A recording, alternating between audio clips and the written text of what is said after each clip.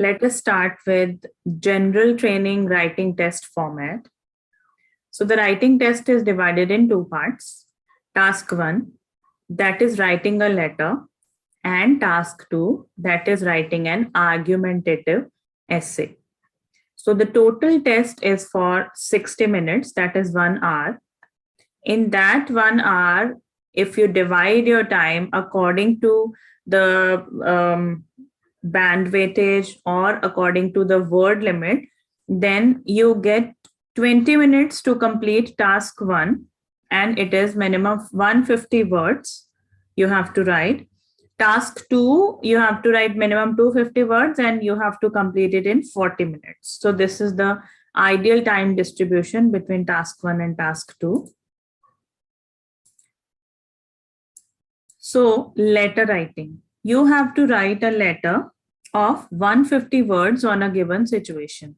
150 words are the minimum word limit. You cannot go below that. But ideally, we go for minimum 160 words and we can go up to 180 words. Okay, so 150 means 160 to 180. This is an example of a letter. You are provided a situation. You have been living in a rental apartment for the past year. Recently, a new neighbor, Mr. Jackson, moved in who has loud parties several times a week. You have spoken to Mr. Jackson but are not very close friends. Write a letter to Mr. Jackson. In your letter, explain the situation, describe why it bothers you, and suggest a solution. So, you will be provided with a situation and it will be followed by 3 bullet points. So this is an example of a letter. Then task 2, it is an argumentative essay. This will be common for both academic as well as general IELTS. So IELTS writing task 2 requires you to write at least 250 words. So here again, minimum 250 words means you cannot below that limit. If you will go below 250, you will get a penalty.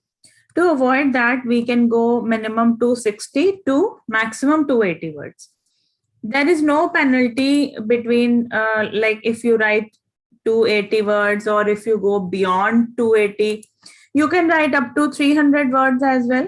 But because this is a timed test, you won't get that much time. Right, so you are provided only 40 minutes for this task, and in those 40 minutes, if you will be staying on the topic, everything else remains at place, then you will be able to write it in 40 minutes only.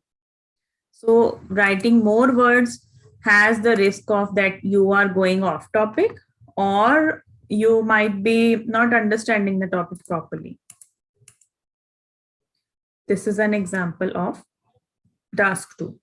New technologies and ways of buying and selling are transforming the life of consumers. So this is a background information, a situation. To what extent do you agree or disagree with this opinion? So you will have a question prompt plus you will get a situation here in task 2 as well. Types of essays. In broad categories, there are 2 types of essays. One is opinion based and the other is non-opinion based. But these days, there is a third category also available that is called mixed question. So mixed question basically are the mix of opinion and non-opinion based essays. So the example of opinion based essays are, do you agree or disagree? To what extent do you agree or disagree? What is your opinion? Do you think this is a positive or a negative development? So everywhere they are asking for your opinion only. They can ask these in different prompts, but they are asking only for your opinion. Non-opinion based essays where your opinion is not asked, so you should avoid giving your opinion here. Discuss the advantages and disadvantages. What are the problems and solutions of the given situation? What are the causes and effects of the given scenario? Discuss both the views. So these are non-opinion based essays. Mixed category, that is the mix of opinion and non-opinion, like do the advantages outweigh the disadvantages, discuss both views and give your opinion, and double questions. Double questions where Two straightaway questions are asked. Now, these two questions might be related to each other or might not be related to each other. For example, if they ask that these days people are wearing fashionable clothes, so do you think this is a positive or a negative development? And what is the reason behind people wearing designer dresses?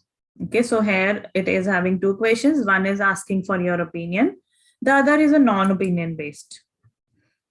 These are the writing band descriptors that I have discussed in detail.